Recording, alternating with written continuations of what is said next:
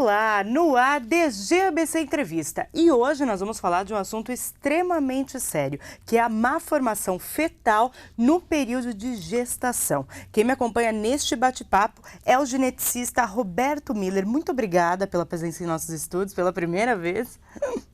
Eu que agradeço a oportunidade de estar aqui. E para começar a falar um pouquinho sobre esse assunto, pessoal de casa, quais são os principais problemas que, enfim, circulam nessa temática? Bom, se a gente for levar o nascimento como critério, Certo.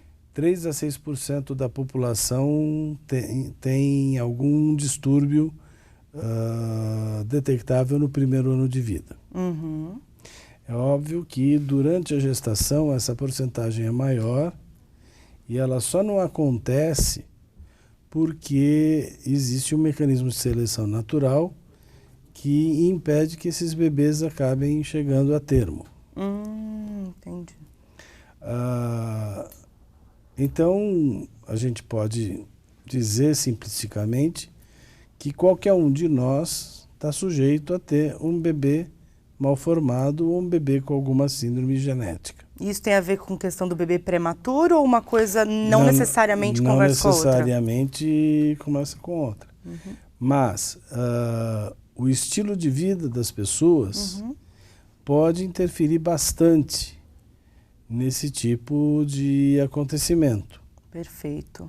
Então, hoje nós temos uma ciência chamada epigenética, em que a gente sabe que mesmo sem causar uma mutação intrínseca no DNA, coisas externas podem mexer com o funcionamento desse DNA, modificando o comportamento dele e levando a problemas ao nascimento. Ou, pelo contrário, impedindo ou diminuindo a probabilidade de que eles aconteçam.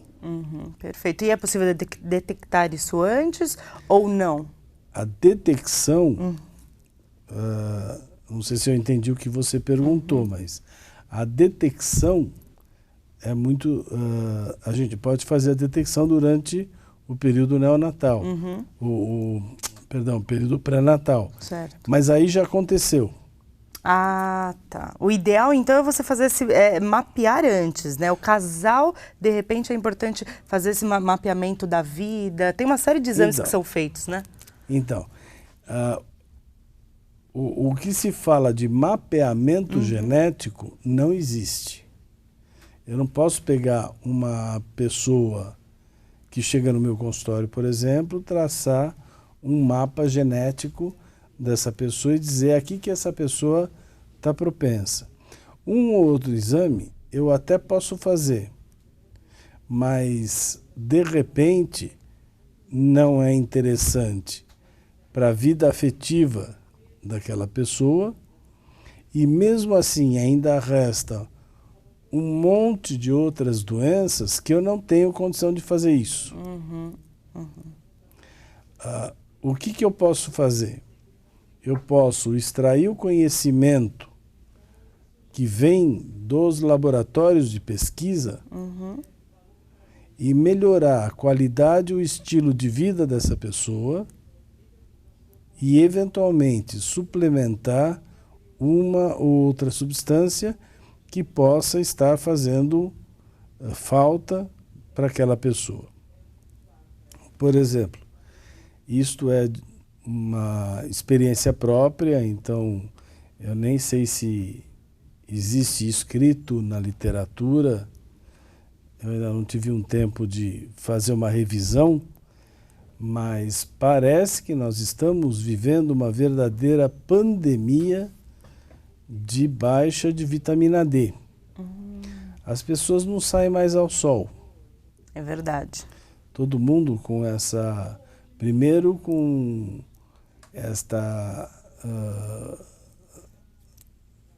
esse receio mesmo, receio do câncer de pele. Sem dúvida. E segundo, pelo próprio estilo de vida, você pensa, hoje uma criança estuda numa escola, então são 4 paredes. Da escola vai para casa, faz a lição, 4 paredes. Da lição ela vai para o inglês, 4 paredes. Do inglês ela vai para uma natação numa piscina coberta que é para ela não se resfriar, 4 paredes. Finalmente volta para casa e vai dormir, 4 paredes. E ela viu o sol quando? Nunca, né? Nunca. E o sol é muito importante para tornar a vitamina D inativa, que todos nós fabricamos, numa vitamina D ativa.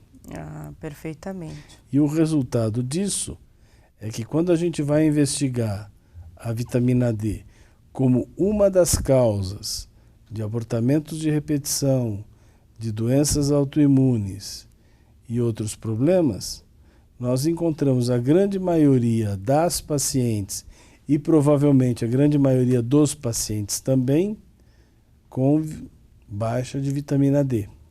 Perfeito. Isso é só para contar Um dos problemas. Então, nós podemos falar do ácido fólico, nós podemos falar de substâncias antioxidantes, nós podemos falar do estilo de vida da pessoa em si. Então, todas elas contribuindo com que haja realmente um possível aumento de incidência de malformações congênitas pela falta de elementos que vão contribuir com a formação do DNA, que, por sua vez, vai formar aquela pessoa. Doutor Roberto, então é muito importante para o casal que está pensando, realmente está se programando para esse filho, passar no médico, fazer realmente, enfim, esse check-up geral que a gente brinca, né? É por aí, isso é muito importante mesmo? Isso é o que eu chamo de aconselhamento pré-concepcional.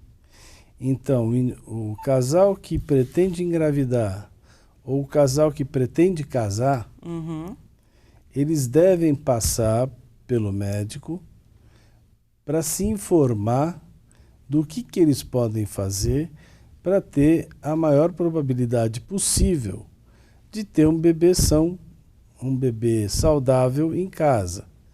É óbvio que nós não vamos conseguir 100% de sucesso. Isso na medicina não existe. Eu sempre brinco que na medicina tem 2 números que não existem, 0% e 100%. Esses números não existem. Porém, a gente pode chegar muito perto de um ou de outro, dependendo do que se fala e de como se fala. Ah, perfeitamente. O como contar para o casal também é muito importante. Claro. E é muito importante a gente detectar exatamente onde e quando determinada substância pode fazer efeito e de que maneira. Por exemplo, o ácido fólico é uma substância que o ser humano não produz. Pelo próprio nome, ele é sintetizado nas folhas. E por muito tempo se achou que a mulher, uma vez estando grávida, deveria tomar ácido fólico para que o sistema nervoso central dessa criança estivesse em perfeitas condições. Bom, como os anos foram passando, se descobriram 2 coisas importantes. A primeira, que o ácido fólico não faz efeito durante a gestação, até porque quando a mulher sabe que está grávida, o sistema nervoso central já foi. Então deveria fazer antes. E segundo e mais importante, que o ácido fólico, na verdade, trabalha por intermédio do DNA, o que traz como consequência fundamental que o homem também tem que tomar o ácido fólico. Porque o homem tem 50% das ações daquela companhia. Então a culpa não é só da mulher, né, doutor? De jeito nenhum. Se o homem não tomar o ácido fólico, o bebê só está 50% protegido. Importante falar sobre isso mesmo. Então, no meu consultório, o casal é que vai tomar o ácido fólico. E por quanto tempo? por toda a vida. Por quê? Porque, primeiro, o ácido fólico protege o bebê. Em segundo lugar, o ácido fólico, ele protege contra as doenças do envelhecimento. Então é perfeito para a vida inteira, né? Portanto, é perfeito para a vida inteira. Existe uma outra vitamina, que é a vitamina E, que, em termos de DNA, acelera e otimiza a função das enzimas que consertam o DNA.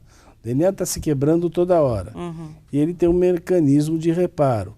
Essas vitaminas ajudam as enzimas no trabalho de reparo.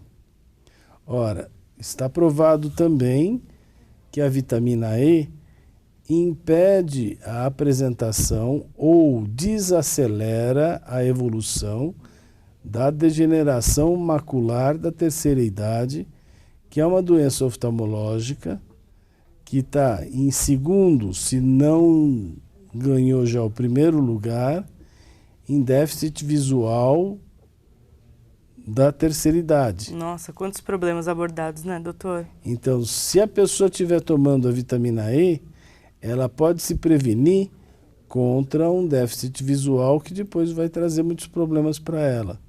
Então, o problema e o cuidado começa desde a gestação até o último ano de vida, certo? Eu diria que o cuidado começa desde antes da gestação, ou pré, até o final da vida do casal. Existe uma outra droga,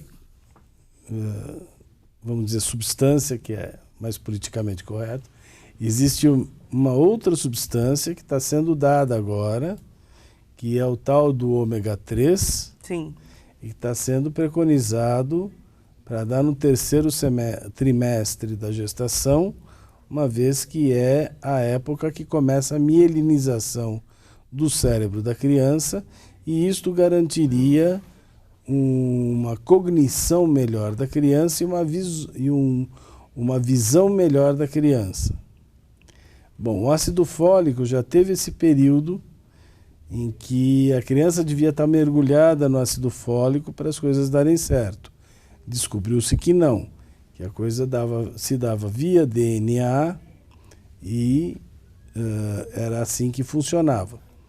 Eu agora estou muito interessado em saber exatamente como o ômega 3 funciona e se ele realmente só vai funcionar no terceiro trimestre da gravidez, ou se deveria ser tomado antes do casal engravidar. Qual o grande risco destas descobertas? Porque nós temos sempre que tomar cuidado com os exageros. Então, o que me vem na cabeça é que daqui a pouco o casal vai sair com uma apostila de umas 20 beabá, páginas, né? É verdade. de quantas substâncias eles têm que tomar para ter um bebê o minimamente perfeito.